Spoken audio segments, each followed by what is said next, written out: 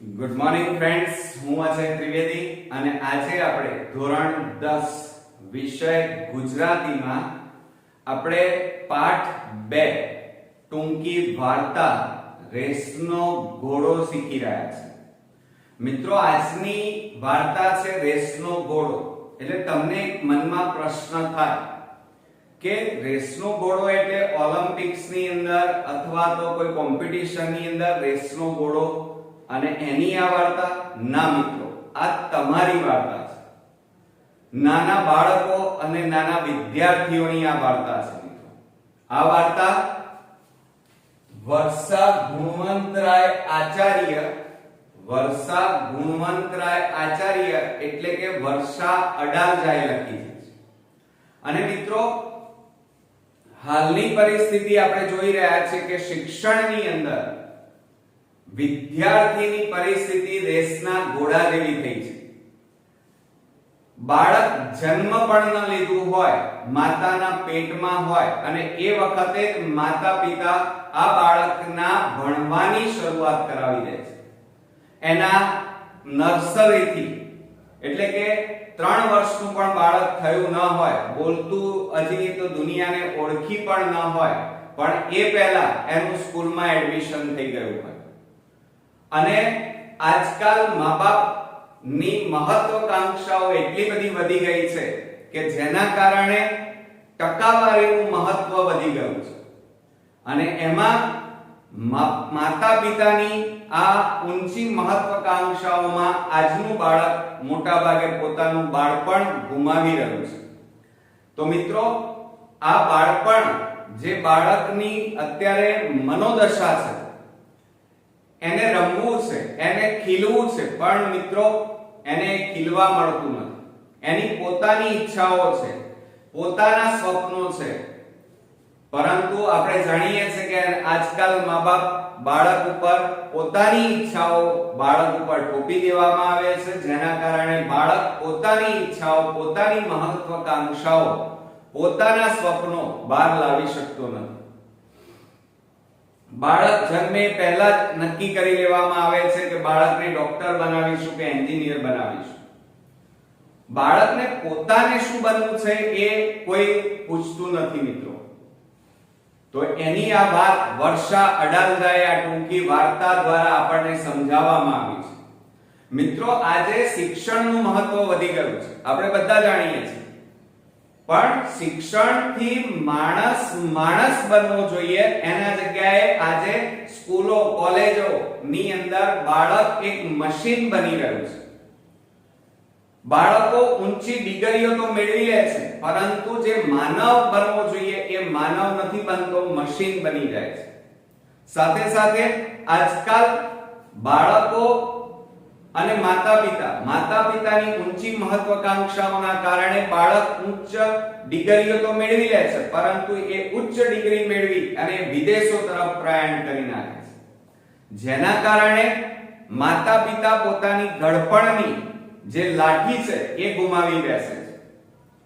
એટલે આ વર્ષા અડાલજાએ, આ લેખિકાએ પોતાની આ ટૂંકી વાર્તા દ્વારા આજકાલ માતા પિતાઓને જે મહત્વાકાંક્ષાઓ છે એ કદાચ ઓછી હશે તો ચાલશે મિત્રો, બાળક મધ્યમ ભણશે તો ચાલશે, જરૂરિયાત પૂરતું કમાશે તો ચાલશે, પરંતુ પોતાના કુટુંબ જોડે રહી અને શાંતિથી આનંદમય જીવન ગુજારશે તો એ ખરું શિક્ષણ એ કહેવાશે. એ આ વર્ષા અડાલજા સમજાવવા માંગે છે. તો મિત્રો, ચાલો શરૂ કરીએ. પણ પાઠની શરૂઆત કરીએ એ પહેલા આ પાઠની અંદર આવતા કેટલાક અગત્યના શબ્દાર્થ વિશે આપણે જરા નજર મારી લઈએ. તો મિત્રો, અહીંયા આ પાઠની અંદર ગન એટલે બંદૂક. તમે નાના હતા અને પ્લાસ્ટિકની બંદૂકો વાપરતા હતા, મેળામાં જઈને લઈ આવતા હતા, એ બંદૂકની વાત છે. ચંદ્રક, મહોર છાપવાળો સિક્કો, મેડલ અથવા ઇનામ. મિત્રો, એ સાચી વાત છે કે બાળક અત્યારે મશીનની જેમ દોડી રહ્યું છે, વાંચી રહ્યું છે, મહેનત કરી રહ્યું છે, પરંતુ મોટાભાગના સ્ટુડન્ટ્સો મધ્યમ મહેનત કરી રહ્યા છે. પણ મિત્રો, મહેનત શ્રેષ્ઠ હોવી જોઈએ, કારણ તમે ઓલિમ્પિકમાં જે મેડલ મળે છે, આપણે ગોલ્ડ, સિલ્વર મેડલ, બરોબર, બ્રોન્ઝ મેડલ, આવા મેડલો આપણને મળતા હોય છે. ઈવન સ્કૂલની અંદર પણ આપણને એક મેડલ મળે છે. પણ બજારમાંથી આપણે 5-10 રૂપિયાનો કે 500 રૂપિયાનો મેડલ લાવી લઈએ, પણ એની કિંમત કોઈ નથી મિત્રો. પરંતુ સ્કૂલ, કોલેજ અથવા કોઈ કોમ્પિટિશનમાંથી જીતીને આપણે જે મેડલ લાવીએ છીએ એની આ વાત છે. અને મેડલ કોઈ ઝાડ ઉપર નથી ઉગતા મિત્રો, ટકા કોઈ ઝાડ ઉપર ઉગતા નથી. એને મેળવવા માટે અથાગ પરિશ્રમ જરૂરી છે, અને પરિશ્રમ કર્યા પછી જ આપણને કંઈક સિદ્ધિ મોટા ભાગે મળતી હોય છે. બીજું છે અખબાર. અખબાર એટલે વર્તમાન પત્ર અથવા જેને આપણે છાપું કહીએ છીએ. નિર્ભેળ, નિર્ભેળ એટલે કે શુદ્ધ, જેમાં ભેળસેળ નથી એવું. નિર્દોષ એટલે કે જેનામાં કોઈ પણ પ્રકારની ખામી નથી, દોષ વિનાનું. કંડારવી એટલે કે આકાર આપો. જ્યારે તમે કોઈ પથ્થર રસ્તામાં પડ્યો હોય ત્યારે એની કોઈ વેલ્યુ હોતી નથી મિત્રો, પરંતુ દાખલા તરીકે કોઈ શિલ્પકાર એ પથ્થરને ઉઠાવી એને છીણીઓથી ઘડી અને એની મૂર્તિ બનાવે તો એ મૂર્તિ પૂજાય છે. તો કહેવાનો મતલબ એ છે કે રસ્તે પડેલા પથ્થરને કોઈ પૂજતું નથી, પરંતુ જ્યારે એના ઉપર હથોડા પડે છે, છીણીથી એના ઉપર કોતરકામ થાય છે અને એ સુંદર રૂપ ધારણ કરે છે ત્યારે એ પૂજાય છે. બીજું છે ઉમળકો. ઉમળકો એટલે આનંદ, હેતનો ઉભરો જેને કહેવાય. માની લો તમે મહેનત કરી છે અને જ્યારે તમારું રિઝલ્ટ આવે અને તમારે 90 ઉપર પર્સન્ટેજ જ્યારે આવે ત્યારે તમારા મમ્મી પપ્પાને ઉમળકો એટલે કે આનંદ માતો નથી. નારાજ એટલે નાખુશ, પીડા એટલે તકલીફ, અચૂક એટલે કે ચૂક્યા વગર, લિજ્જત એટલે મજા, લંજાત, બરોબર. માયકાંગલું એટલે માવડિયું અથવા નબળું. એ શારીરિક રીતે પણ કહી શકાય. કોઈ એકદમ દુબળો પાતળો છોકરો હોય તો એને આપણે શું કહીએ છીએ? માયકાંગલું. લાડ, લાડ એટલે પ્રેમ, સ્નેહ એટલે કે માનો જે પ્રેમ હોય એની અહીંયા વાત છે. ઠપકો એટલે કે દોષ બદલ. ઠપકો ક્યારે આપે આપણને? માતા પિતા અથવા ટીચર. જ્યારે આપણે કોઈ ભૂલ કરી હોય, કોઈ દોષ હોય, કોઈ ખામી હોય તો એને દોષ બદલ ધમકાવવું, વઢવું તે. શૈશવ એટલે બાળપણ કહેવાય. આઘાત લાગવો એટલે દુઃખ, ધિક્કાર એટલે નફરત, અક્કલ એટલે બુદ્ધિ, કુમળું એટલે કોમળ અથવા નાજુક, નિરાંત એટલે શાંતિ, મક્કમ એટલે અડગ. મિત્રો હંમેશા આપણે જ્યારે ભણતા હોઈએ ત્યારે આપણું મન મક્કમ હોવું જોઈએ, અડગ હોવું જોઈએ, બરોબર. નબળો બાંધો એટલે કે શારીરિક સૌષ્ઠવ નબળું હોવું. આપણે ઘણીવાર ઘણા બાળકો જોતા હોઈએ છીએ કે શારીરિક રીતે મોટા ભાગે એટલે કે એકદમ એમની ઉંમર કરતા એકદમ દુબળા પતળા હોય છે, તો એને શારીરિક રીતે નબળા કહેવાય, જેને નબળો બાંધો કહેવાય. નાદ કરો. નાદ એટલે શોર, અવાજ. વિષાદ એટલે દુઃખ અથવા વ્યથા. ફોરમ, ફોરમ એટલે સુગંધ. ઉમદા, ઉમદા એટલે સારો અથવા ઉચ્ચ. મિત્રો આમ તો જુઓ, દુનિયામાં બધા બાળકો 10મા ધોરણમાં વાંચતા હોય છે, વિડિયો જોતા હોય છે, સ્કૂલોમાં ભણે છે, ટ્યુશન પણ કરતા હોય છે, પરંતુ ઉમદા વ્યક્તિ અથવા શ્રેષ્ઠ વિદ્યાર્થી કોને કહેવાય? તો શ્રેષ્ઠ વિદ્યાર્થી હંમેશા પોતાના ભણવામાં ઉપર ફોકસ કરતો હોય છે. બીજા કરતા એનું લખાણ અલગ જ હોય છે. એમાં એક ઉદાહરણ તરીકે તમને આપું, સ્વામી વિવેકાનંદ. સ્વામી વિવેકાનંદ એક વખત પોતાના ઘરની બહાર, ઝૂંપડીની બહાર એ વાંચતા હતા. બાજુમાંથી એક જાન પસાર થઈ. જાન પસાર થઈ ગયા પછી એક વ્યક્તિ ત્યાં એમની જોડે આવ્યો અને સ્વામી વિવેકાનંદને પૂછ્યું કે તમે હમણાં અહીંયાથી એક જાન પસાર થઈ છે, વરઘોડો પસાર થયો છે, એ તમે જોયો? તો સ્વામી વિવેકાનંદ કે શેનો વરઘોડો, શેની જાન? મેં તો કોઈ જાન કે વરઘોડો જોયો નથી. એટલે એનો મતલબ શું થયો? તો સ્વામી વિવેકાનંદ જ્યારે વાંચતા હતા મિત્રો, ત્યારે એમનું ધ્યાન, ફોકસ ક્યાં હતું? ભણવામાં હતું. બાજુમાંથી ઢોલ વાગતો વરઘોડો પસાર થયો તો પણ એમના મગજ ઉપર એની કોઈ અસર થઈ નહીં. અને આપણે એટલે મિત્રો હંમેશા જ્યારે ભણવા બેઠા હોય ત્યારે આપણું ધ્યાન હંમેશા ભણવા તરફ હોવું જોઈએ. બીજું છે હરીફાઈ. હરીફાઈ એટલે સ્પર્ધા, કોમ્પિટિશન. અત્યારે આપણે જાણીએ છીએ કોમ્પિટિશનનો જમાનો છે. અત્યારે 70-80% ની કોઈ વેલ્યુ નથી. અત્યારે બાળકનું માપદંડ, બુદ્ધિનું માપદંડ એની પરીક્ષાના ટકા ઉપરથી નીકળે છે. બરોબર કે મિત્રો? બીજું છે લક્ષ્ય. લક્ષ્ય એટલે ધ્યેય.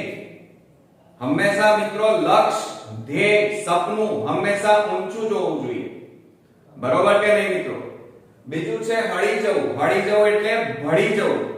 બરોબર? નિમાણું એટલે દયામણું. હોંશ એટલે ઉમંગ અને નવાઈ એટલે આશ્ચર્ય. તો મિત્રો આ હતા પાઠ 2 ના અગત્યના શબ્દાર્થ. હવે રૂઢિપ્રયોગો છે એ આપણે પાઠ પછી જરા સમજીએ. હવે આપણે શરૂ કરીએ પાઠની શરૂઆત. હું જોડે જોડે વાંચતો પણ જઈશ અને તમને સમજાવતો પણ જઈશ. આપણા પાઠનું નામ છે રેસનો ઘોડો. હવે મિત્રો આ રેસનો ઘોડો એ ટૂંકી વાર્તા છે અને આ વાર્તા વર્ષા અડાલજાએ લખી છે. એમનો જન્મ 10/4/1940 ના રોજ થયો હતો. વર્ષા ગુણવંતરાય મહેતા એટલે કે આચાર્ય, વર્ષા ગુણવંતરાય આચાર્યનો જન્મ મુંબઈમાં થયો. આ યાદ રાખજો કારણ કે જોડકા અને ટૂંકા પ્રશ્નોમાં પૂછાય છે. તેમણે આકાશવાણી મુંબઈમાં, આકાશવાણી મુંબઈ એટલે શું? તો પહેલા મિત્રો અત્યારે તો જો કે મોબાઈલનો જમાનો આવી ગયો, ડિશ કનેક્શન આવી ગયું, એટલે અત્યારે તો અસંખ્ય ચેનલો આપણી ટીવીમાં આવી ગઈ છે. પરંતુ પહેલાના સમયમાં જ્યારે ડિશ કનેક્શન, મોબાઈલો નહોતા ત્યારે મિત્રો ટીવી ઉપર બ્લેક એન્ડ વ્હાઈટ ટીવી અને રંગીન ટીવી આવતા અને એ વખતે ફક્ત દૂરદર્શન આવતું. હવે આ દૂરદર્શન એટલે આકાશવાણી મુંબઈમાં પ્રવક્તા તરીકે એટલે કે બોલવા, જે આપણે આજતક ઉપર, ઇન્ડિયા ટીવી ઉપર, બરોબર, તો આર ભારત ઉપર જે ન્યૂઝ વાંચતા હોય છે એની વાત છે, એ પ્રવક્તા તરીકે કાર્ય કર્યું હતું. આ ઉપરાંત એમણે નાટકોમાં રંગભૂમિ એટલે કે જે નાટક કરવાનો મંચ હોય એ રંગભૂમિ સાથે પણ આ વર્ષા અડાલજા સંકળાયેલા હતા. એમણે ગાંઠ છૂટ્યાની વેળા, અણસાર, ખરી પડેલો ટહુકો, રેત પંખી, મારે પણ એક ઘર હોય, ક્રોસ રોડ એ તેમની નોંધપાત્ર નવલકથાઓ છે. યાદ રાખજો. એ અને એક માત્ર એ. આ ઉપરાંત સાંજને ઉંબર, વર્ષા અડાલજાની શ્રેષ્ઠ વાર્તાઓ તેમના નોંધપાત્ર વાર્તા સંગ્રહો છે. નાટકો અને નિબંધમાં પણ તેમનું વધારે યોગદાન હતું. તેમને સાહિત્ય અકાદમી, ગાંધીનગર અને દિલ્હીના એવોર્ડ એમને પ્રાપ્ત થયેલા છે. મિત્રો વર્ષા અડાલજા આ રેસના ઘોડાની અંદર શિક્ષણનો પાયાનો સિદ્ધાંત, આપણો શિક્ષણનો પાયાનો સિદ્ધાંત શું? બાળકને આનંદ આપવાનો, બાળકને સારો માણસ બનાવવાનો છે.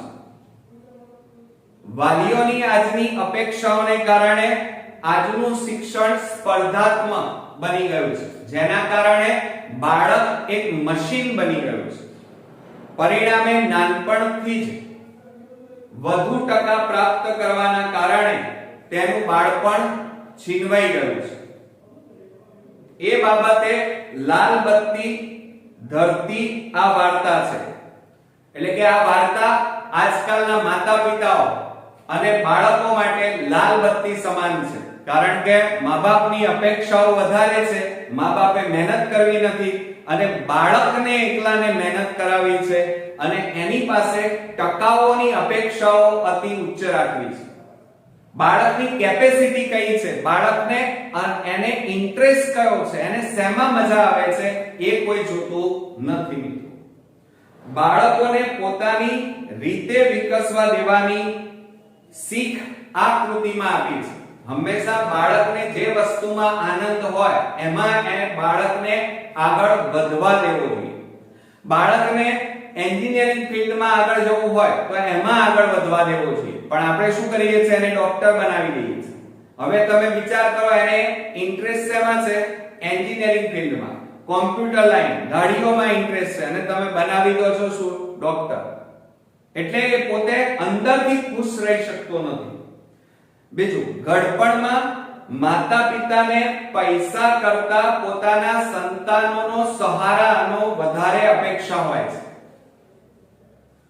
ડોક્ટર બનીને, એન્જિનિયરો બનીને આજકાલ બાળકો પરદેશ જનાર છોકરાઓ કરતા આજે મોટા ભાગની બાળકોની દોડ કઈ બાજુએ છે? ડોક્ટર બનવું, એન્જિનિયર બનવું અને વિદેશ તરફ પ્રયાણ કરવું. પરંતુ જે બાળકો ઓછું ભણે છે પરંતુ પોતાના દેશમાં રહી અને પોતાના કુટુંબ સાથે રહી અને આનંદથી રહેતો જે દીકરો છે એ કુટુંબ, સમાજ અને દેશ માટે વધારે સારો ગણવામાં આવે છે, આવકાર્ય છે. આ બધા મુદ્દાઓ ઉપર વર્ષા અડાલજાએ થોડો મા-બાપ માટે અંદર એક ઉજાસ પાથર્યો છે, પ્રકાશ પાથર્યો છે. અહીંયા આપણે વાર્તાની હવે શરૂઆત કરીએ. વિનુ કાકા છે. વિનુ કાકા વાત-વાતમાં હંમેશા કહેતા, તમારા મમ્મી પપ્પા પણ કહેતા હશે મિત્રો, કે હંમેશા ઊંચું નિશાન રાખો, ઊંચા સપના જુઓ. તમારા ટીચરો પણ કહેતા હશે. હવે જો બધા ડોક્ટર બની જશે તો શું થશે મિત્રો? પણ અહીંયા વિનુ કાકા વાત-વાતમાં હંમેશા કહેતા કે નિશાન ઊંચું રાખવું જોઈએ. અંકિત એમનો જે છોકરો છે, પ્લાસ્ટિકની લાંબી ગન એટલે મિત્રો બંદૂક ઉપર ઝુમ્મર તરફ તાકીને, ઉપર ઝુમ્મર હતું એના ઉપર પ્લાસ્ટિકની પેલી બંદૂક તાકીને, અંકલ આટલું ઊંચું, બરોબર. હવે એને ખબર નતું કે ઊંચું નિશાન એટલે શું, એને એ સમજણ નહોતી મિત્રો. ચાલ એટલે વિનુ કાકા કહે, ચાલ બદમાશ. ક્યાંનો? વિનુ કાકા ગન લઈ લે છે, બરોબર. પેલા નાના બાળક પાસેથી ગન લઈ લે છે, અંકિત પાસેથી. પછી નાનકડા અંકિતને બાજુમાં બેસાડી વિનુ કાકા સમજાવે છે, બેટા સામાન્ય તો બધા ભણે, સામાન્ય તો આખી દુનિયા ભણે છે, જીવે પણ, બરોબર. કૂતરા પણ પેટ ભરે છે, કીડી મકોડા પણ જીવે છે, પરંતુ લાંબી ડિગ્રી મેળવે, હરીફાઈમાં ચંદ્રક, મેડલ લાવે, પહેલો નંબર લાવે, ટીવી અખબારમાં તારા ફોટા આવે, બસ તબ ક્યા બાત હૈ. એટલે મા-બાપ આપણને આવી શિખામણ આપતા હોય છે કે હંમેશા બેટા એવી મહેનત કરવી જોઈએ કે શ્રેષ્ઠ પરિણામ આવે, તારો ફોટો પેપરમાં આવે, ટીવીમાં આવે. એવું જો થઈ જાય તો મજા પડી જાય. વિનુ કાકા આ અંકિતને આ વાત કરે છે, એમ જે અંકિત નાનો છોકરો છે એને આ સમજાવે છે. અંકિત થોડું સમજે ન સમજે પણ મને અને સંજયને સંતોષ થતો. અંકિતને સલાહ શિખામણ આપવાની અમારે જરૂર ન રહે. ઘણીવાર બાળકોને મા-બાપની વાતો કચકચ લાગતી હોય છે. તમે જોયું હશે, તમે અત્યારે 10માં આવ્યા એટલે તમારા ઉપર ફ્રી ઓફ એડવાઇસ ચાલુ થઈ ગઈ હશે મિત્રો. જે આવે એ કહેશે મહેનત કરો, મમ્મી પપ્પા કહેશે મહેનત કરો, કોઈ પાડોશમાંથી આવે, કોઈ મહેમાન આવે, મહેનત કરો. એટલે બાળકને મા-બાપ અને શિક્ષકની જે એડવાઇસ છે મિત્રો, શિખામણ છે, એ કચકચ લાગે છે. જ્યારે વિનુ કાકા અંકિત અને એમના પુત્ર સૌરભને જુદી જુદી રમતો રમાડે, બે છે, એક અંકિત અને સૌરભ. એટલે વિનુ કાકા આ અંકિત અને સૌરભ બે છોકરાઓને જુદી જુદી રમતો રમાડે, ચોકલેટ આપે અને પછી આવી બધી વાતો કરે. બંનેની ઉંમરમાં કઈ ખાસ તફાવત નહોતો. સાંજે માથે બેસીને હોમવર્ક પણ કરાવે. એટલે કે માથે બેસવું એટલે જોડે બેસવું, કે માથા ઉપર નહીં બેસી જવાનું.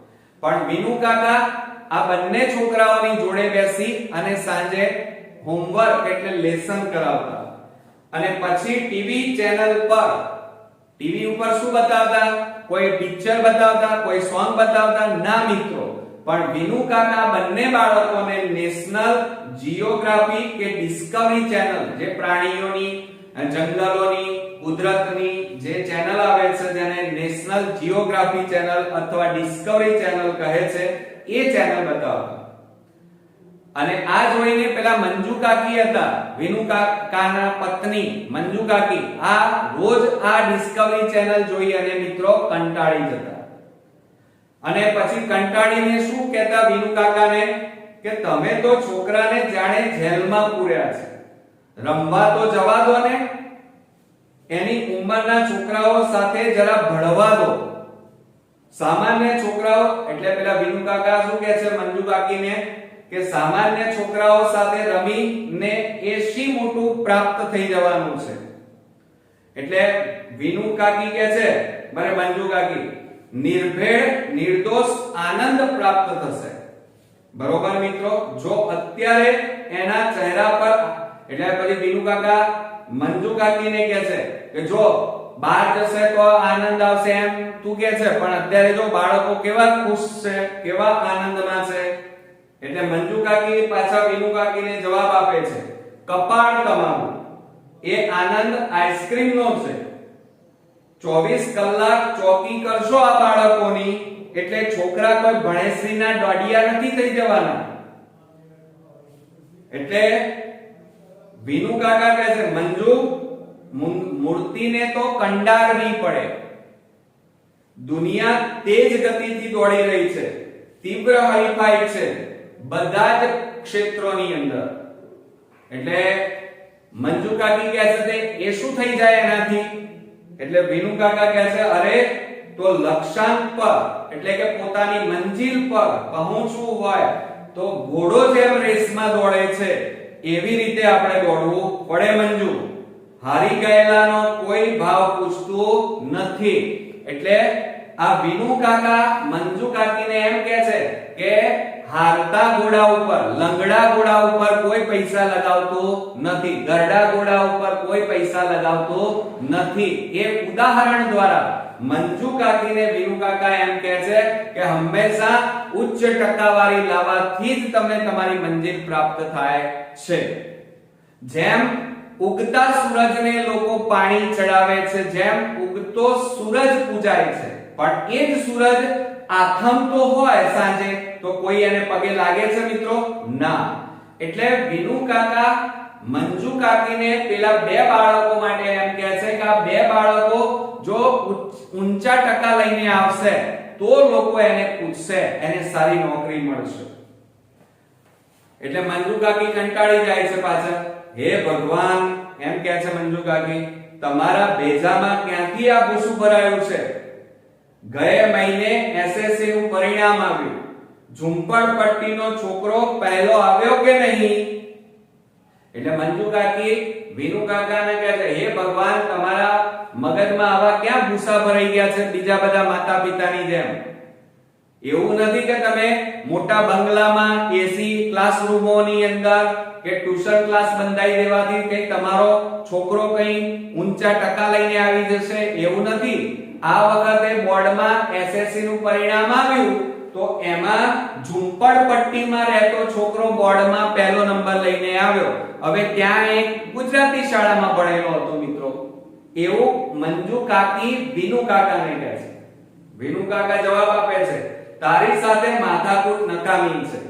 આવતા મહિનાથી સૌરભના કોમ્પ્યુટર ક્લાસ શરૂ થશે. એટલે મંજુ કાકી ગુસ્સે થઈ ગયા, વિફર્યા એટલે ગુસ્સે થયા.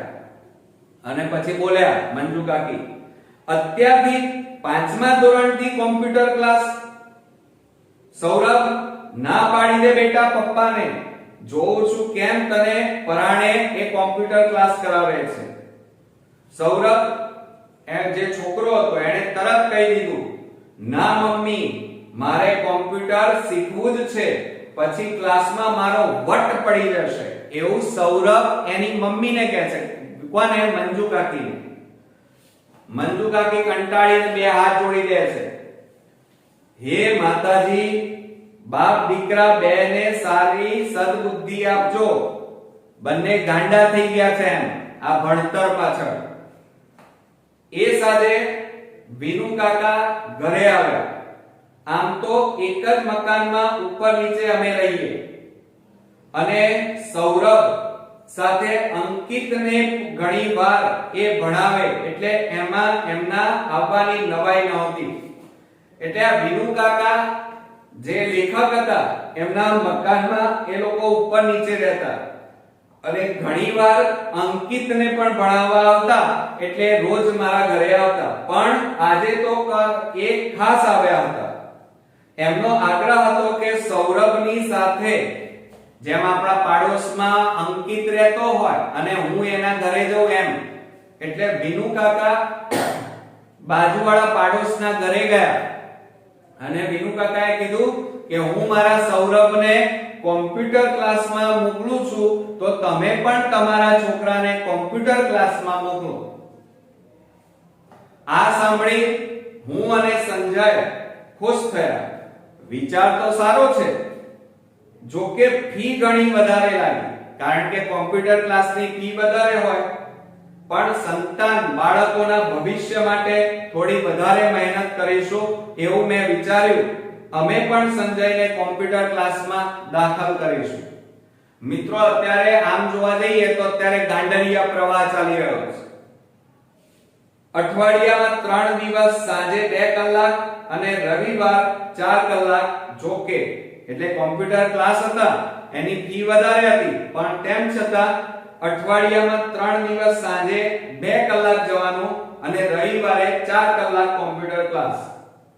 જોકે અંકિત નારાજ હતો. આમાં બાળક જે નાનો હતો અંકિત, એને આ ગમ્યું નહોતું, પણ પોતાનું ભલું બુરું ક્યાંથી સમજી શકે. હવે આમ નાના બાળકને બિચારાને શું ખબર પડે કે મારે આ સ્કૂલમાં ભણવું છે કે આ કોમ્પ્યુટર ક્લાસ કરવો છે, એને કશી ખબર ના પડે.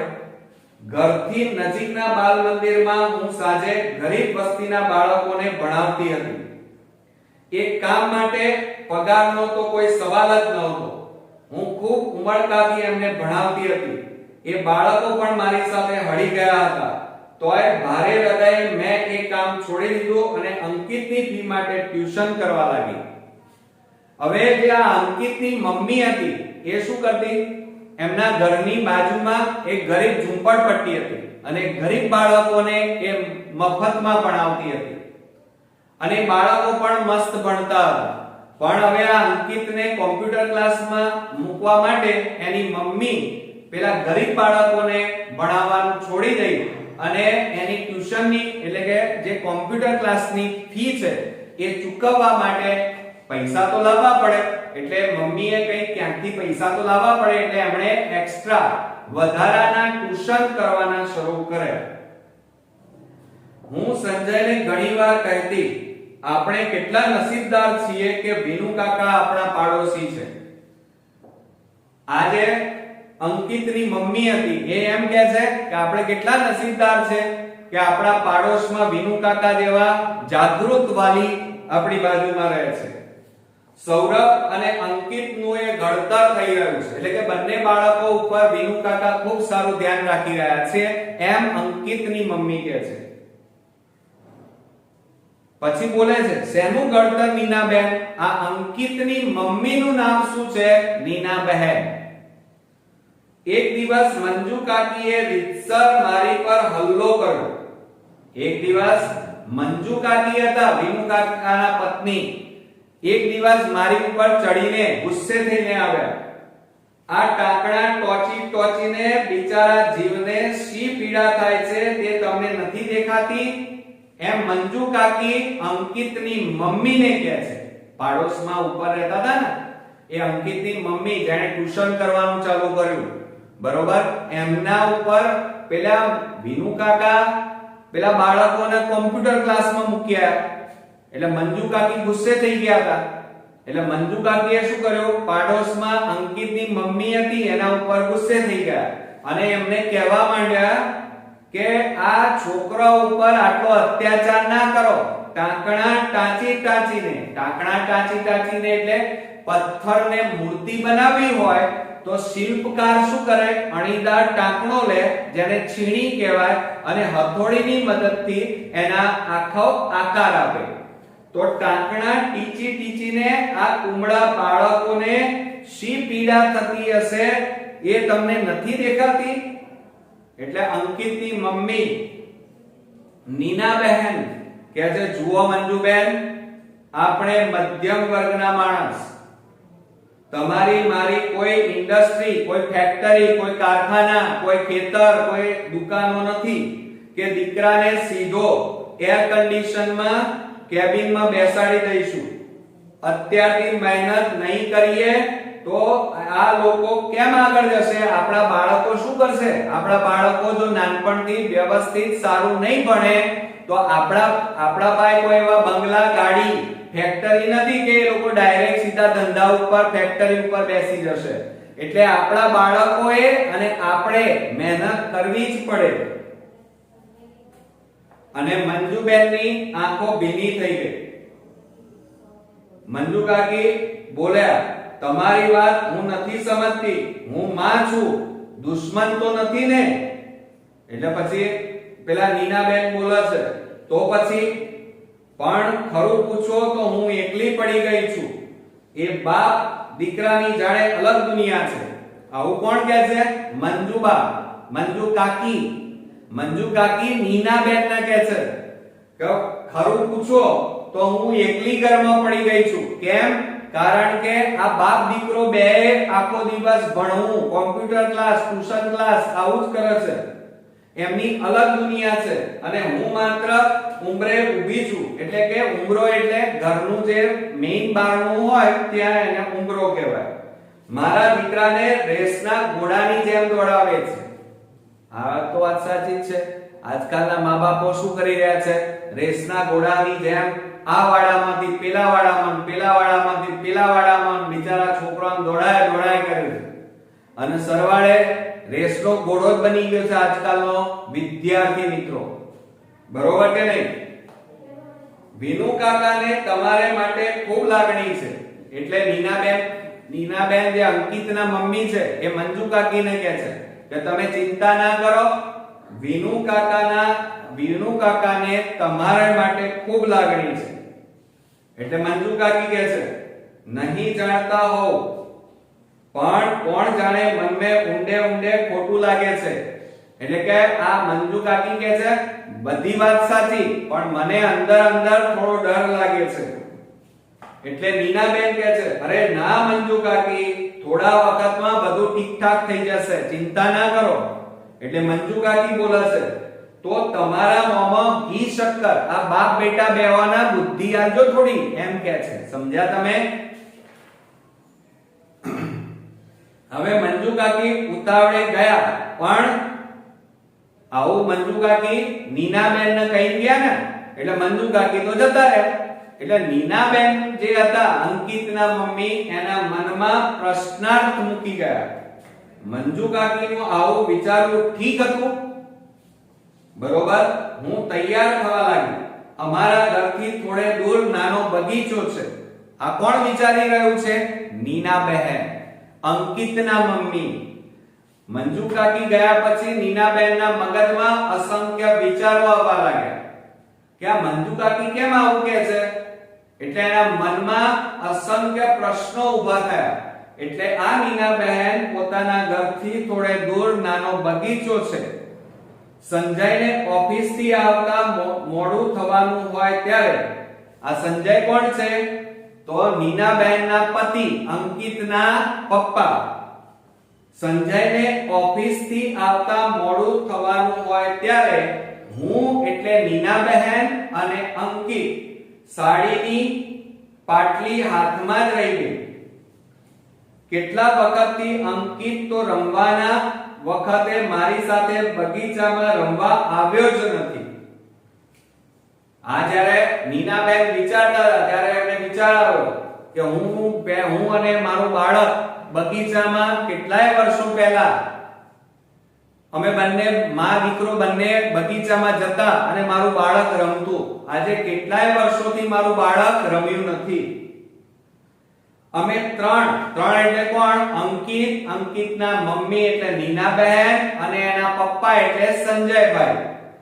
અમે ત્રણ સાથે મળી રેતીમાં ઘર બનાવીએ, પછી કુલ્ફીની લિજ્જત માણીએ, શનિ રવિમાં દરિયા કાંઠે અચૂક જવાનું. પહેલા જ્યારે નાના હતો, મારો અંકિત નાનો હતો ત્યારે આ નીનાબહેન વિચારે છે. કોણ વિચારે છે? નીનાબહેન.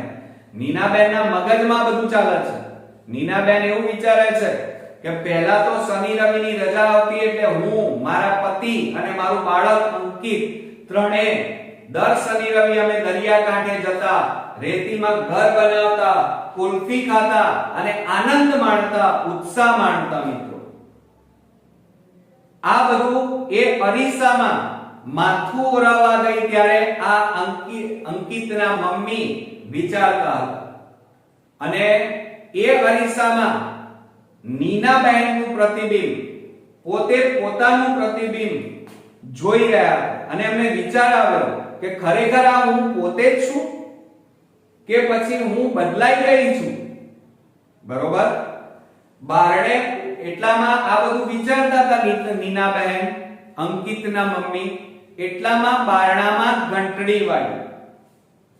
સાડી જેમ તેમ નીનાબહેને પહેરી લીધી અને બારણું ખોલ્યું તો અંકિત, એમનો પુત્ર, એકદમ નિમાણો ચહેરો, નિમાણો એટલે એકદમ દયાવાળો ચહેરો. ગભરાઈને મેં એને કપાળે હાથ મૂક્યો તો શરીર ગરમ. નીનાબહેન પોતાના ઘરમાં હતા, વિચારતા હતા. અરીસાની સામે ઊભા હતા એટલામાં ઘંટડીનો બેલ વાગ્યો. દરવાજા ઉપર ગયા.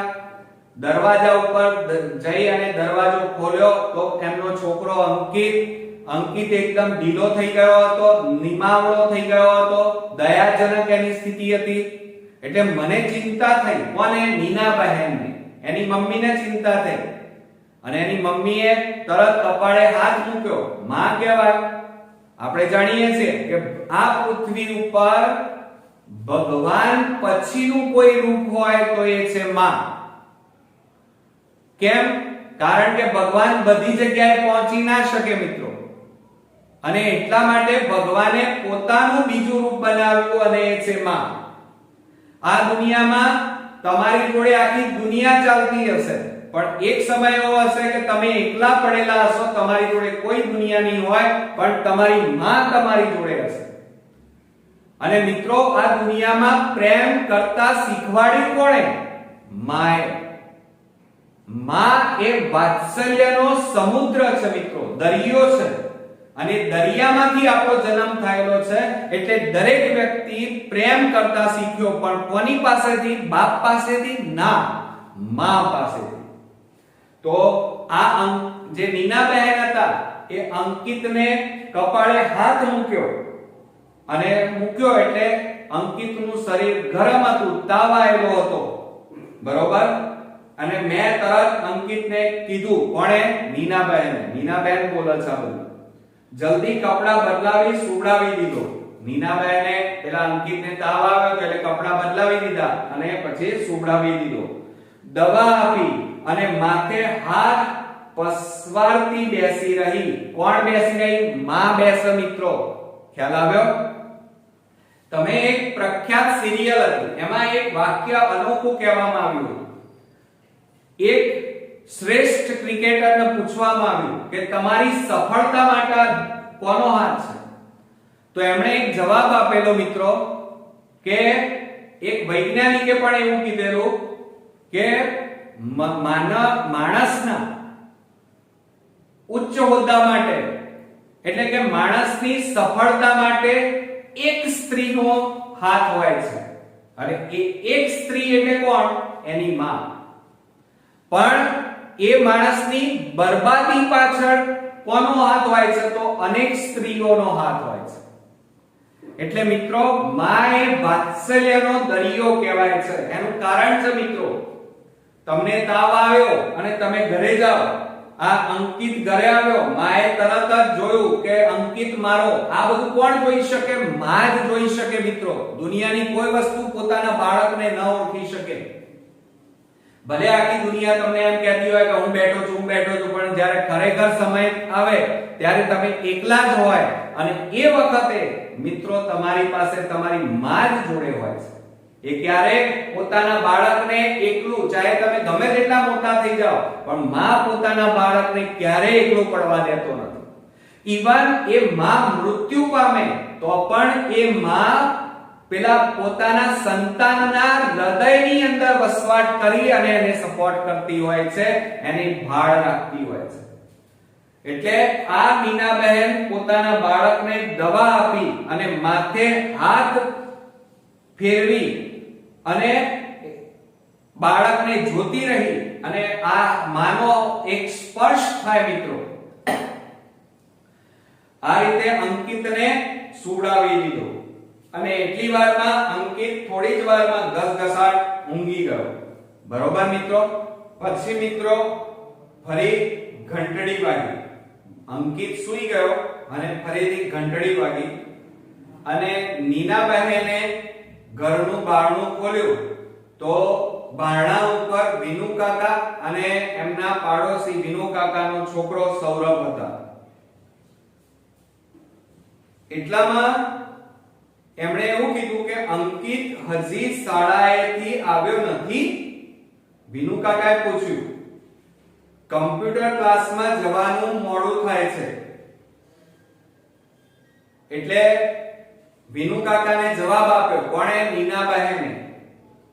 આજે ક્લાસમાં અંકિત આવશે નહીં, એને તાવ છે વિનુ કાકા. એટલે વિનુ કાકા બોલ્યા, અંકિતને દવા આપીને? એવો પ્રશ્નાર્થ કરે છે. બસ ત્યારે આપમેળે સારું થઈ જશે, ચાલો હું જ ઉઠાડું, એવું વિનુ કાકા અંકિતની મમ્મી નીના બહેનને કહે છે. એટલે વિનુ કાકા જગ પકડી રહ્યા હતા કે તમે દવા પીવડાવી દીધી છે તો બસ હવે સારું થઈ જાય, હવે બાળકને ઉઠાડો અને કોમ્પ્યુટર ક્લાસમાં મોકલી દો. એટલે અંકિતની મમ્મી બોલી, ના કાકા, ક્લાસમાં ક્યાં જવાનો છે, આજે નહીં તો કાલે એમ. એટલે પેલા અંકિતની મમ્મીએ કીધું, ના કાકા, કોમ્પ્યુટર ક્લાસ ક્યાં જવાનું છે, આજે નહીં જાય તો કાલે. પણ તાવમાં અંકિતને નહીં મોકલું, કાલે શાળાએ પણ નહીં. નવાઈ પામી એ મને જોઈ રહ્યા. આવું મેં કીધું ને તો વિનુ કાકા આશ્ચર્ય કરીને જોઈ રહ્યા. અને પછી બોલ્યા, નીના બહેન, તમે તો અંકિતને માય કાંગલો કરી મૂકશો, ચાલો ઉઠાડો જો. અત્યારથી પંપાળશો તો ભવિષ્યમાં શું કરશે? એવું વિનુ કાકાએ અંકિતના મમ્મી નીના બહેનને કહ્યું. એટલે પછી અંકિતની મમ્મી બોલી, એને મોટા થઈને ભવિષ્યમાં જે કરવું હોય તે ત્યારે એ નક્કી કરશે, પણ તાવ છે, તાવમાં તો હું એને અંકિતને કોમ્પ્યુટર ક્લાસમાં તો નહીં જ મોકલું. એટલે વિનુ કાકા કદાચ અંદર આવી જાય એ ડરથી બારણામાં જ ઊભા રહી. મેં મક્કમતાથી વિનુ કાકાને જવાબ આપી દીધો અને કહ્યું, એ નારાજ થયેલા લાગ્યા. આવું બધું મેં કહી દીધું, પણ અંકિતના મમ્મીએ કહી દીધું કે એને મોટા થઈ જે બનવું હશે બનશે, એનું જે થવું એ થશે, પણ અત્યારે અંકિતને તાવ છે એટલે વિનુ કાકા એ કોમ્પ્યુટર ક્લાસમાં આવશે નહીં એમ બારણાની વચ્ચોવચ ઊભા રહી મેં એમને કહી દીધું, અંદર ના આવવા દીધા. આ સાંભળી વિનુ કાકાને કદાચ ખોટું લાગ્યું હોય એવું લાગ્યું, કોને? અંકિતની મમ્મીને. પણ હું તો કશું બોલી નહીં, એ ચાલી ગયા. હું સાંજની રસોઈમાં પરોવાઈ ત્યાં મેં ટીવીનો અવાજ સાંભળ્યો. એટલે પછી વિનુ કાકા જતા રહ્યા એટલે અંકિતની મમ્મી નીના બહેન રસોડામાં ગયા. રસોડામાં રસોઈ બનાવવામાં લાગી ગયા. એટલામાં રસોડામાં રસોઈ કરતા હતા એટલામાં ટીવીનો અવાજ આવ્યો અને એટલામાં નીનાબેનને ઓચિંતું નવાઈ લાગી કે આ ટીવી નો અવાજ ક્યાંથી આવ્યો, એટલે જોવા માટે નીનાબહેન રસોડામાંથી બહાર રૂમમાં આવ્યા. જોયું તો અંકિત ટીવી પરના કોઈ ગીતને રસપૂર્વક જોઈ રહ્યો હતો. હવે આ ભાઈ તો એક બાજુ તાવ આવ્યો હતો એટલે એની મમ્મીએ સુવાડી દીધો હતો, પણ આ ભાઈ તો થોડીક જ વારમાં પાછા ટીવી આગળ બેસી ગયા અને ટીવી ઉપર સોંગ સાંભળવા માંડ્યા પિક્ચરના. એટલે નીનાબહેન બોલ્યા, અરે અંકિત બેટા, તારી તબિયત સારી નથી, તું આરામ કરજો. એટલે અંકિતે હસીને કહ્યું, હવે મને સારું છે મમ્મી. એટલે અંકિતાબેન અરે નીનાબેન હતા, એમણે અંકિતના માથે કપાળે હાથ મૂક્યો તો તાવ ગાયબ. મેં કપાળે હાથ મૂક્યો તો તાવ ગાયબ. એણે મારો હાથ પકડ્યો, લાડથી કહ્યું, ચાલ ને મમ્મી, ઘણા વખતથી આપણે બગીચામાં ગયા નથી, પણ પછી તને તાવ અને તારું હોમવર્ક. એટલે પેલો અંકિત હતો, એણે એની મમ્મીને કીધું કે મમ્મી ચાલ ને આજે આપણે બગીચામાં જઈએ, ઘણા સમયથી આપણે બંને બગીચામાં ગયા નથી. એટલે પેલી અંકિતની મમ્મી બોલી, પણ બેટા તને તો તાવ આવેલો છે ને હવે આપણે બગીચામાં કેવી રીતે જવાય? હવે તાવ ઉતરી ગયો છે એવું અંકિત બોલ્યો. અમે બંને એટલે કે અંકિત અને નીનાબહેન બંને બગીચામાં ગયા. એ સાંજે અંકિતે ખૂબ હિંચકા ખાધા. આ બધું કોણ કે છે? નીનાબહેન. કમ્પ્યુટર ક્લાસમાં પરીક્ષા થઈ. અંકિત માંડ પાસ થયો. સૌરભને સર્ટિફિકેટ ઓફ મેરિટ મળ્યું. કોનું? વિનુ કાકાનો છોકરો સૌરભ. એને કોમ્પ્યુટરમાં સર્ટિફિકેટ મળી ગયું ભાઈ. અને આ અંકિત બીમાર પડ્યો, બગીચામાં ગયો, એટલે એ માંડ કોમ્પ્યુટર ક્લાસમાં પરીક્ષામાં પાસ થયો. એ સાંજે સંજય અંકિત પર પહેલી વાર ગુસ્સો થયો. એટલે અંકિતના પપ્પા હતા, બરોબર, એમને ખબર પડી કે ભાઈ મારો છોકરો માંડ પાસ થયો છે અને વિનુ કાકાનો છોકરો મેડલ લઈને આવ્યો છે, સર્ટિફિકેટ લઈને આવ્યો છે. એટલે પેલા અંકિતના પપ્પા અંકિત ઉપર ગુસ્સે થયા, સંજયભાઈ, બરોબર, પહેલવેલી ગુસ્સે થયા. વિનુ કાકા આવ્યા એટલામાં ઠપકાના સુરે વિનુ કાકા બોલ્યા, આ બધું તમારા લાડનું પરિણામ છે નીનાબહેન. હવે આ વખતે હું જ ધ્યાન રાખીશ. વિનુ કાકા ઠપકો આપે છે, કાલ ઓછા માર્ક તમારા કારણે આવ્યા, તમે એને બહુ લાડ લડાવતા હતા ને, એટલે હવે તમારે ધ્યાન નહીં રાખવાનું, અંકિતનું હું ધ્યાન રાખીશ. એટલામાં અંકિતની મમ્મી બોલી. મેં તરત કહ્યું, કોણે? નીનાબહેને, અંકિતની મમ્મીએ, ના વિનુ કાકા, હવે મારે અંકિતને કોઈ કોમ્પ્યુટર ક્લાસ કરાવવો નથી. એટલે વિનુ કાકા બોલ્યા, અરે પણ એમ તે હોય, કોમ્પ્યુટર ક્લાસ તો કરાવવા જ પડે ને. એકવાર ઓછા માર્ક આવ્યા એટલે કોઈ ભણવાનું થોડી છોડી દેવાય. એટલે અંકિતની મમ્મી બોલી, એટલા માટે નહીં, પણ જરા મોટો થાય ત્યારે અમે એને જ પસંદ કરવા દઈશું કે એને શું કરવું. એ રાતે સંજય પણ મારા પર બહુ ગુસ્સે થયા. એટલે કે પેલા અંકિતના પપ્પા હતા, એ આ નીનાબેન ઉપર પણ ગુસ્સે થયા. અને પછી સંજયભાઈ બોલ્યા અંકિતના પપ્પા નીનાબેનને, એમની પત્નીના, તું જાણે છે ને નીના, મારા સંજોગો એવા હતા કે હું જિંદગીમાં બહુ આગળ ન આવી શક્યો. અંકિત માટે હું બધું કરી છૂટવા તૈયાર છું. એટલે નીનાબેન બોલ્યા, તમે એને એક ચીજ આપશો, અંકિત પણ ખુશ, હું પણ ખુશ. આવું નીનાબેન એમના પતિને કહે છે. એટલે સંજયભાઈ બોલે છે, જરૂર, પણ મોંઘી તો નથી ને, એવું સંજયભાઈ કહે છે.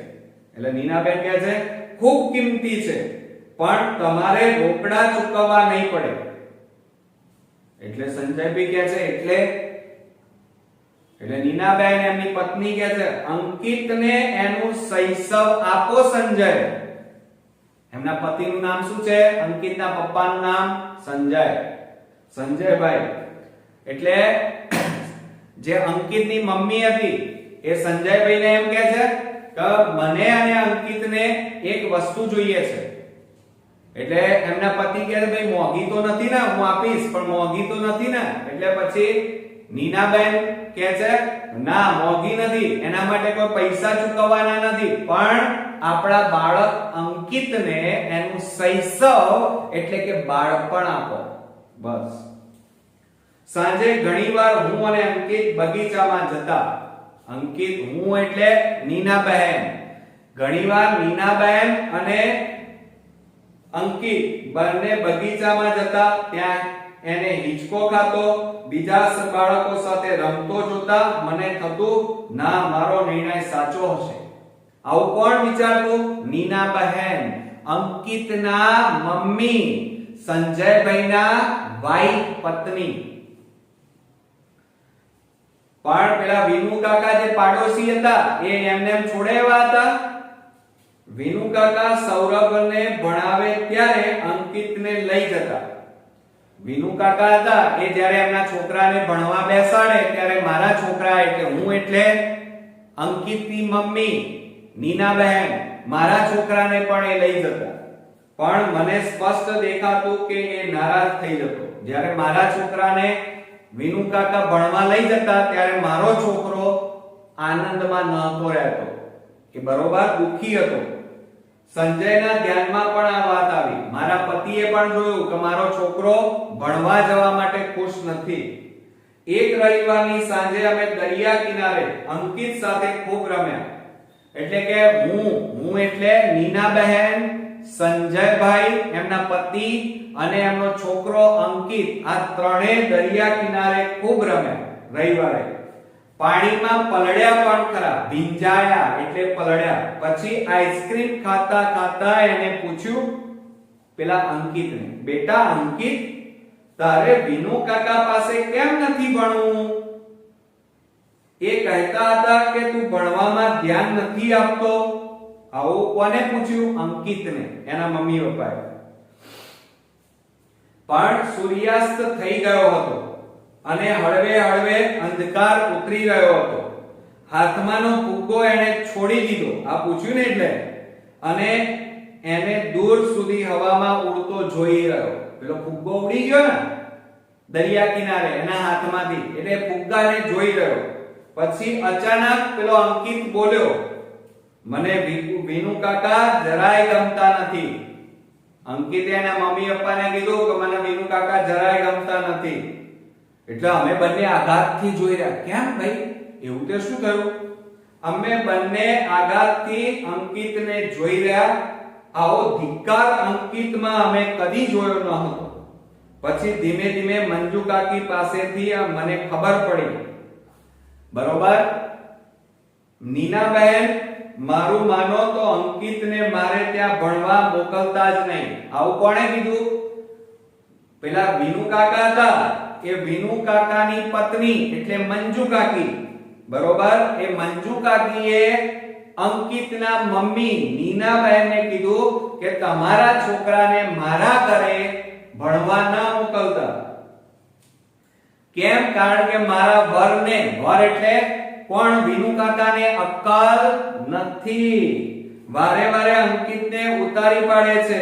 બિચારો કુમળો જીવ છે. એમ તો મારા સૌરભને ન છોડે.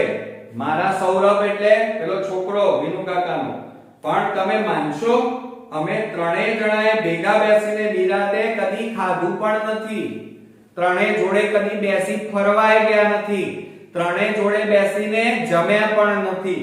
એટલે તમે તમારા છોકરા અંકિતને તમારા ઘરે લઈ જાઓ એવું મંજુ કાકી નીનાબહેનને કહે છે. અને અમે એટલે નીનાબહેન અંકિતને વિનુ કાકાને ત્યાં ભણવા મોકલવાનું બંધ કરી નાખ્યું. વિનુ કાકા એકદમ ગુસ્સે થઈ ગયા. પેલું બંધ કર્યું ને, અંકિતને મોકલવાનું બંધ કરી નાખ્યું. એટલે વિનુ કાકા ગુસ્સે થઈ ગયા. ધુઆ પુઆ થવું એટલે ગુસ્સે થવું. વારે વારે અંકિતને ઉતારી પાડે. બરોબર, અને એ વિનુ કાકાના ઘરે મોકલવાનું બંધ કર્યું. એટલે વિનુ કાકા ગુસ્સે થઈ ગયા બરોબર, અને ગુસ્સે થઈ અને અમને બોલ્યા પણ ખરા, પણ અમે મન મક્કમ કરી નાખ્યું. અંકિત પહેલેથી જ નબળા બાંધાનો હતો. આ એક વર્ષ જવા દો, અમે એમ કીધું કે ભાઈ અમારો બાળક એકદમ નબળો છે, માયકામલો છે, હજી નાનો છે, એટલે આ એક વર્ષ હમણાં અમે તમારા ઘરે વિનુ કાકા ભણવા નહીં મોકલીએ. આવતા વર્ષની વાત આવતા વર્ષે, હજી તો 5મું ધોરણ છે, એમાં શી ચિંતા છે? એ વર્ષે હવે આવું મેં કીધું, પછી એ વર્ષે જે વિનુ કાકાનો છોકરો હતો સૌરભ, એ શાળાના શ્રેષ્ઠ વિદ્યાર્થીનું શિલ્ડ એટલે મેડલ મળ્યું, અને મારા છોકરા અંકિતને 7મે નંબરે પાસ થયો.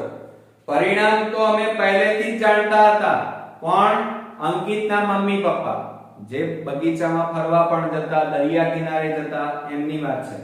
એ બંને મમ્મી પપ્પા પોતાના બાળકને જાણતા હતા, એમને ખબર હતી કે આપણો બાળક મેડલ લાવવાનો નથી, પણ આનંદ હતો એમને. જ્યારે વિનુ કાકાનો છોકરો હતો, એ વિનુ કાકા એની પાછળ સતત ભણવા માટે પડી ગયા હતા. એટલે પેલો સૌરભ હતો વિનુ કાકાનો છોકરો, એ શ્રેષ્ઠ વિદ્યાર્થીનો મેડલ જીતીને લાવ્યો. બરોબર, પછી અમે પહેલેથી થોડા દિવસ બહાર ગામ જવાનો કાર્યક્રમ ગોઠવી રાખેલો. કોણે? અંકિતના મમ્મી પપ્પાએ. એક નાના હિલ સ્ટેશન પર હું એટલે નીનાબેન, સંજય મારો પતિ અને અંકિત મારો છોકરો સેનેટોરિયમ માં બુકિંગ કરાવ્યું હતું હિલ સ્ટેશન ઉપર ફરવા જવા માટે. અમે ત્રણેય જણા ખૂબ ફર્યા. રજાઓમાં ટ્રેકિંગ કર્યો એટલે કે પર્વતો ઉપર ચડ્યા. એના પાસ થવાની ઉત્તીર્ણ એટલે પાસ થવાની ખુશાલીમાં મેં એને રામાયણ અને મહાભારતની બાળ કથાઓના પુસ્તકો ભેટમાં આપ્યા. વાંચવાનો એવો નાદ લાગ્યો, એટલે કે વાંચવાનો એવો એને ચસ્કો લાગ્યો, શોખ જાગ્યો કે એણે રામાયણ મહાભારતના બધા જ પુસ્તકો બે વાર વાંચી નાખ્યા. અમે ચિંતામાં હતા, કોણ? નીનાબહેન અને સંજયભાઈ, કે અંકિત અને સૌરભને જુદા પાડવા શાળા બદલીએ તો સારું. ત્યાં તો બંનેના વર્ગ જુદા થવાથી અમને મોટી હાસ થઈ. કેમ? કારણ કે પાડોશમાં કોણ હતું? વિનુ કાકા અને એમનો છોકરો સૌરભ, અને એમની બાજુમાં કોણ રહેતું હતું? નીનાબહેન, સંજયભાઈ અને અંકિત. હવે અંકિત બિચારો નબળો હતો અને સૌરભ ભણવામાં હોશિયાર હતો, એટલે વારે ઘડીએ બંનેની ચર્ચા ભણવામાં થતી. એટલે અંકિતના મમ્મી પપ્પાએ એવું નક્કી કર્યું કે આપણો છોકરો નબળો છે, એટલે આપણે આ ચર્ચામાં પડવું નથી અને આપણે આપણા બાળકનું બાળપણ બગાડવું નથી. બરોબર, હજી આપણું બાળક નાનું છે. બરોબર, એટલે એમણે શું વિચાર્યું મનમાં કે આ સૌરભ જોડે જો મારો છોકરો ભણશે તો વારે ઘડીએ વિનુ કાકા એને બોલશે, ધમકાવશે. એટલે આપણા છોકરા અંકિતને સ્કૂલ બદલાવી દઈએ તો સારું. પણ એટલામાં જ બંનેના વર્ગો અલગ પડી ગયા, એટલે અમને મજા પડી ગઈ. એટલે સ્કૂલ બદલવાની જરૂર પડી નહીં. અંકિત પણ આનંદમાં રહેવા લાગ્યો, જાણે મુઠ્ઠીઓ વાળી સતત દોડવામાંથી એનો છુટકારો થઈ ગયો. એટલે એ રેસમાં હતો, વારે ઘડીએ એની જોડે કમ્પેરિઝન થતી. વિનુ કાકા વારે ઘડીએ ટોન્ટ મારતા, તમને પણ મારતા હશે. જોયું બાજુવાળાનો છોરો કેટલું વાંચે છે, કેટલા ટકા લાવ્યો, તું પણ વાંચ, આવા ટોન્ટ મારતા હોય મા-બાપ. તો એમાંથી આ બાળક અંકિતને છુટકારો મળી ગયો. બરોબર મિત્રો, પછી આખી વાત પરથી અમારું ધ્યાન હટી ગયું. મને દિવસો હતા અને મારી તબિયત સારી રહેતી ન હતી. હું તો શરૂઆતમાં ખૂબ ઉદાસ રહેતી હતી, પણ અંકિત તો ખુશ થઈ ગયો હતો. મારી ખૂબ કાળજી રાખે. આ કોણ વાત કરી રહ્યું છે? નીનાબેન અને અંકિતની વાતો છે. નીનાબેન કહે કે આ બંને છોકરાઓ અલગ પડી ગયા, બંનેના વર્ગો અલગ થઈ ગયા, પછી હું બીમાર પડી, પણ મારો છોકરો અંકિત મારી બહુ દેખરેખ રાખતો. સાંજે સ્કૂલથી આવી પોતાની મેળે જ દૂધ પી લઈ અને જલ્દી હોમવર્ક કરી લેતો. પછી સાંજની રસોઈમાં મને મદદ કરે. વિનુ કાકાએ દ્રશ્ય જોઈને ગયેલા. એથી તો એમની નારાજી, એટલે કે એથી તો વિનુ કાકા જોયું કે ભાઈ આ બાજુવાળાનો છોકરો તો જાતે બધું કરી લે છે, બરોબર. એટલે વિનુ કાકાને ગમ્યું નહોતું.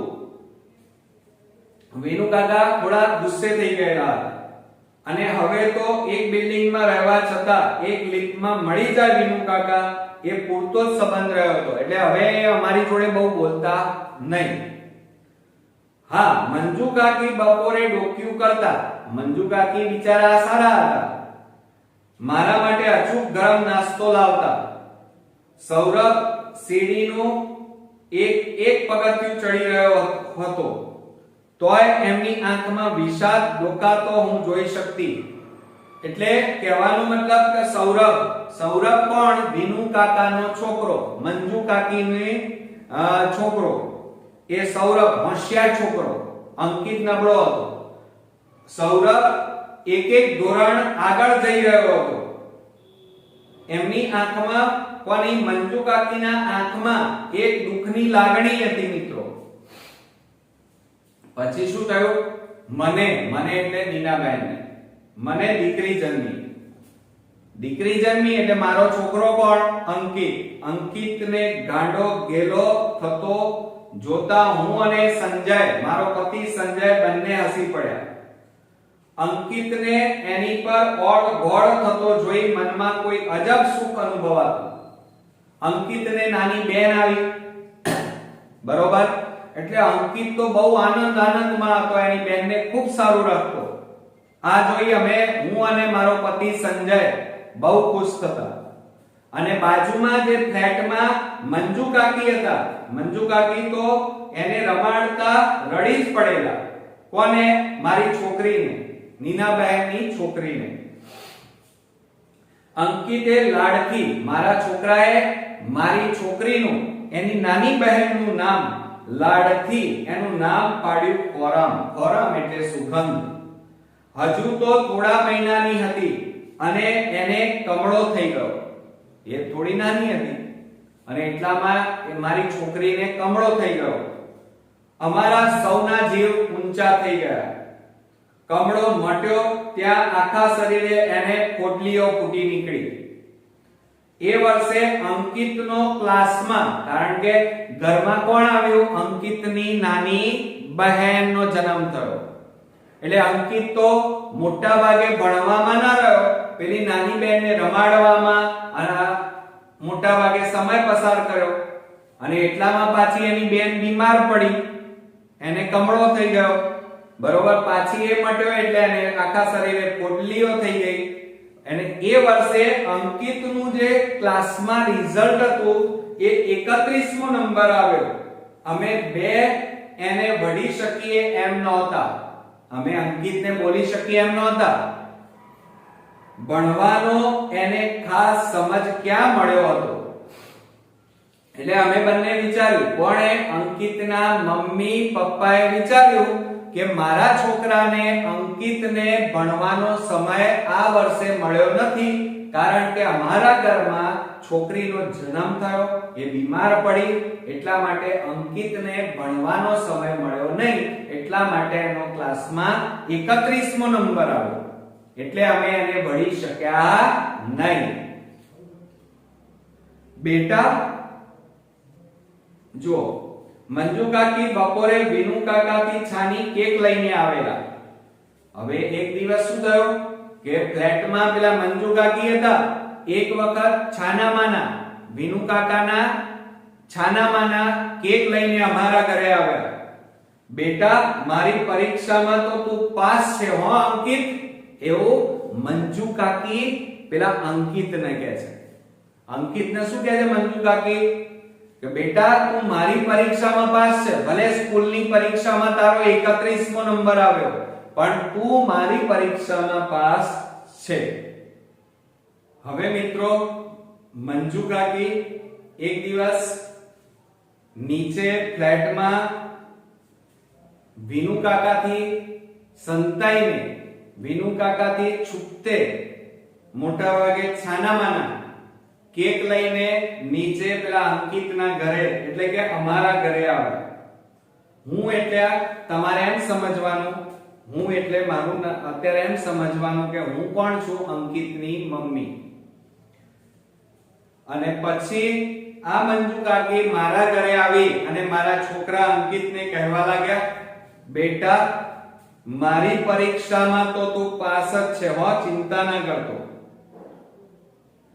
ફોરમ મારી છોકરી બીમાર પડી જતી ત્યારે એને કેજી માં દાખલ કરી ત્યારે કે પછી સંજયને સ્કૂટરનો ગંભીર અકસ્માત થયો હોય ત્યારે હંમેશા અંકિત મારી સાથે હતો.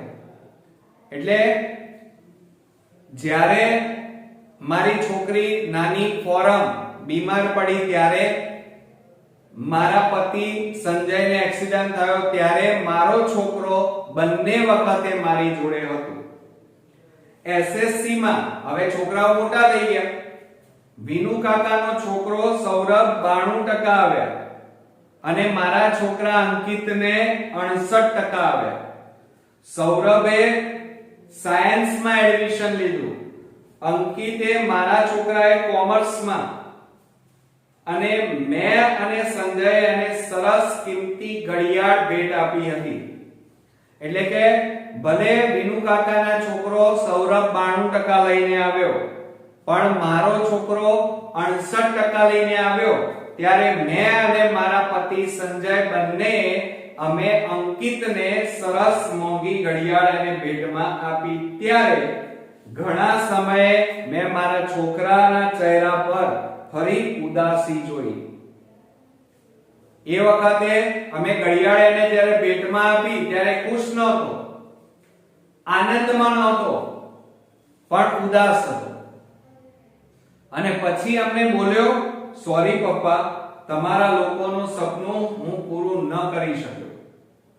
એટલે અંકિતે અમને આવું કીધું. એટલે મેં અંકિતને કીધું, તું માત્ર ડિગ્રી મેળવે એ અમારું સપનું નહોતું બેટા, તું એક ઉમદા માણસ બને એવું અમે બંને જરૂર ઈચ્છતા હતા અને એ સપનું સાચું પડશે એવી અમને શ્રદ્ધા છે, એમ અંકિતના મમ્મી પપ્પા કહે છે.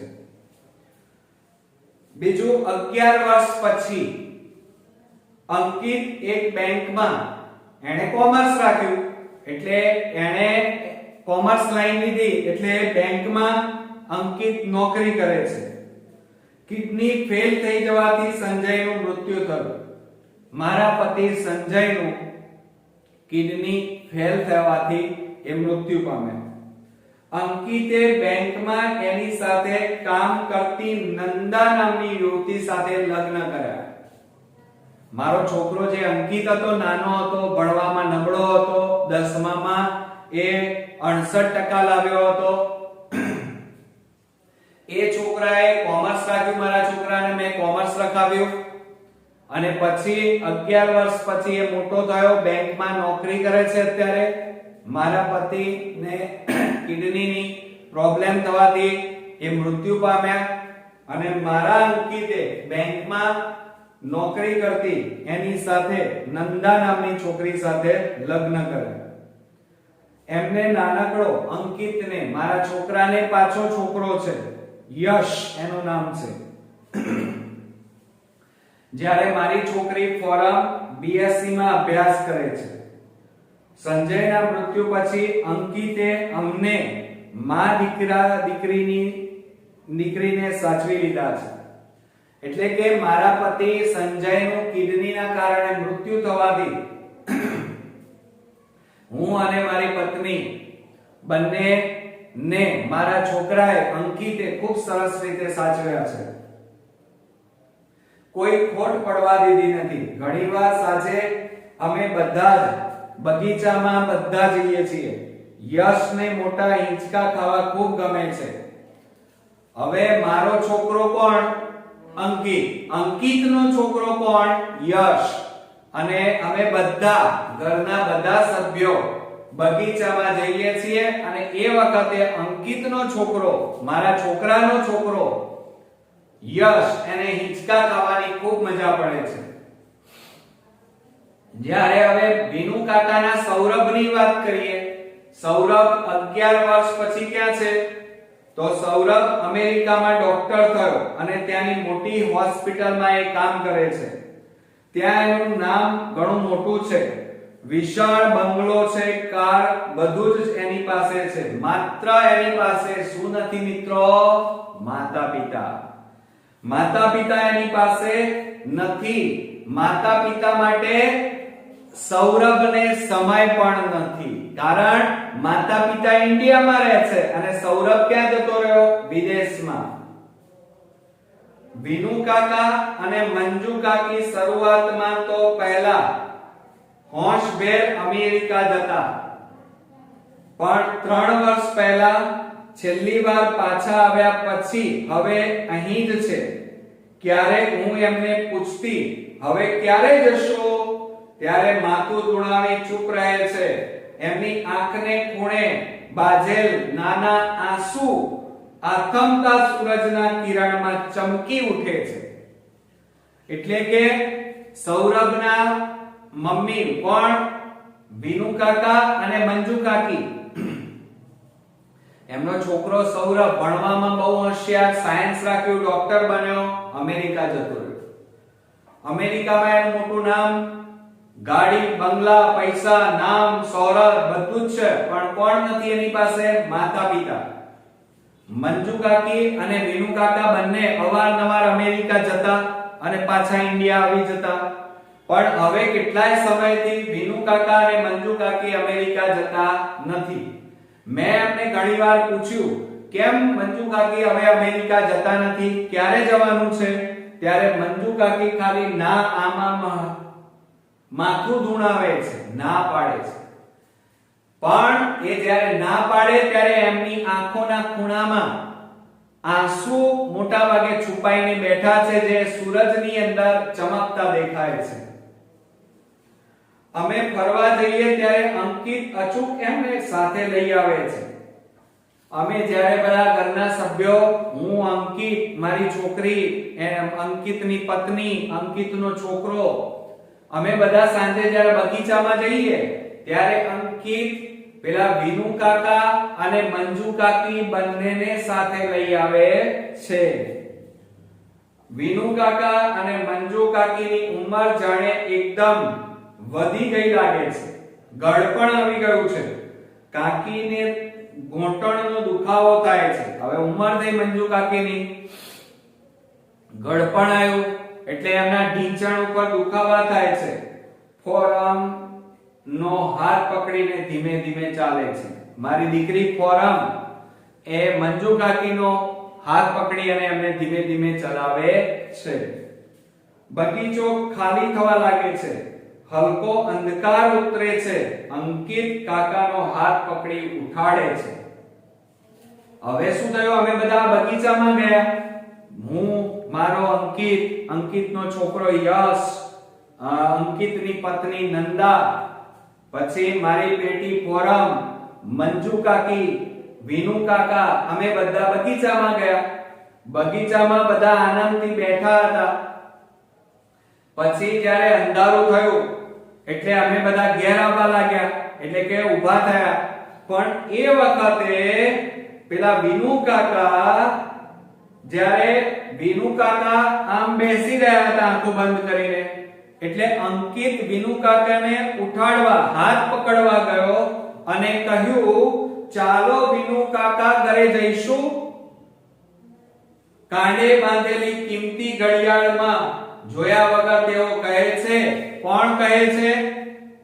વિનુ કાકા. વિનુ કાકા અંકિતને કહે છે કે કાંડે બાંધેલી કિંમતી ઘડિયાળ જોયા વગર વિનુ કાકા અંકિતને કહે છે, હા બેટા ચાલ, બહુ મોડું થઈ ગયું. શું કહે છે વિનુ કાકા પેલા અંકિતને? હા બેટા ચાલ, બહુ મોડું થઈ ગયું. મિત્રો આ હતી આપણી રેસનો ઘોડો, એક સુંદર વાર્તા વર્ષા અડાલજા, જેમણે સુંદર રીતે આપણને એક સંદેશો આજના માતા-પિતા અને બાળકોને આપ્યો છે. આપણે જાણીએ છીએ કે આજના માતા-પિતા પોતાના બાળક પાછળ એક સુંદર રીતે એમનો ઉછેર કરી શકે, બરોબર, એમના સપના પોતાના રીતે પૂરા કરી શકે, એમને જે વસ્તુમાં એમને ઇન્ટરેસ્ટ હોય એમાં એ લોકો આગળ વધે. બીજું, બાળકોનું બાળપણ છીનવાઈ ન જાય, બાળકો હસતા ખીલતા રમતા અને આગળ વધે. અને બીજું કે આજનું બાળક મશીન ન બની જાય, રેસનો ઘોડો ન બની જાય અને ભલે ઓછું ભણે, મીડિયમ ભણે, ઓછું કમાય, પણ પોતાના કુટુંબ જોડે સમય વિતાવે, એવો સંદેશો આ પાઠમાં આપવાનો પ્રયત્ન વર્ષા અડાલજા આપણા લેખિકાએ કર્યો છે. મિત્રો, આજે આપણે આ પાઠની અંદર આવતા કેટલાક રૂઢિપ્રયોગોની વાત કરીએ તો ભારે હૈયે, વિનુ કાકા ભારે હૈયે. ભારે હૈયે એટલે દુખી હૃદય. કેમ? કારણ કે વિનુ કાકાએ આખી જિંદગી પેલા સૌરભને રેસના ઘોડાની જેમ દોડાયો, ભણાયો, ભણ ભણ ભણ ભણ ભણ. એટલે સૌરભ ટકા લાવ્યો, ડોક્ટર બન્યો, પણ ક્યાં જતો રહ્યો? Foreign, America. માતા-પિતા મૂકીને જતો રહ્યો, માતા-પિતા એકલા પડી ગયા. ધુઆ કુઆ થવું એટલે ખૂબ ગુસ્સો આવવો, ગાંડા ગેલા થઈ જવું એટલે વારી જવું, ગાંડા ગેલા થઈ જવું એટલે કંઈ સૂઝવું નહીં એમ, વટ પડવો એટલે આબરૂ, તમારો છોકરો ટકા લાવે એટલે આપણે વટ પડી જાય એમ. છુટકારો થવો એટલે બંધનમાંથી મુક્ત થવું. માનો વરસાદ પડે અને સ્કૂલમાં રજા પડી જાય તો છોકરાઓ ને ભણવામાંથી શું મળી જાય? આજનો દિવસ છુટકારો મળી જાય, બંધનમાંથી મુક્ત થઈ જાય. આંખ ભીની થવી એટલે કે લાગણી સભર થવું. ભૂસું ભરાવું, ભૂસું ભરાવું એટલે ખોટી વાત ઘર કરી જવી. જેમ કે વિનુ કાકાના મનમાં એક ભૂસું ભરાઈ ગયું હતું, બરોબર. ઓળ ગોળ થઈ જવું એટલે કે લાગણી સભર થવું. જીવ ઊંચો થઈ જવો, બરોબર. જે અંકિતના મમ્મી હતા, એ પેલા અંકિતને તાવ આવ્યો એટલે એની મમ્મીનો જીવ ઊંચો થઈ ગયો એટલે કે ચિંતા થવી. નિશાન ઊંચું રાખવું એટલે કે ધ્યેય ઊંચો રાખવો, સ્વપ્નો ઊંચા જોવા. તો મિત્રો, આજનો આ પાઠ રેસનો ઘોડો મેં મારી રીતે તમને ખૂબ સુંદર રીતે સમજાવવા પ્રયત્ન કર્યો છે. મને ચોક્કસ ખાતરી છે કે આ પાઠ તમને ખૂબ સરસ રીતે સમજાઈ ગયો હશે. મિત્રો, આ વિડિયો અચૂકથી પહેલેથી છેલ્લે સુધી જોઈ લેજો, જેથી કરીને પછી આ પાઠના પ્રશ્નો, સ્વાધ્યાયના પ્રશ્નો તમે તૈયાર કરવા બેસશો તો તમને સહેજ પણ અઘરા નહીં લાગે અને જલ્દી તમે તૈયાર કરી શકશો અને સમજીને તૈયાર કરી શકશો. બરોબર મિત્રો? તો નેક્સ્ટ વિડિયોમાં પાછા નવા ચેપ્ટર સાથે ફરી મળીએ. ત્યાં સુધી ગુડ નાઈટ મિત્રો.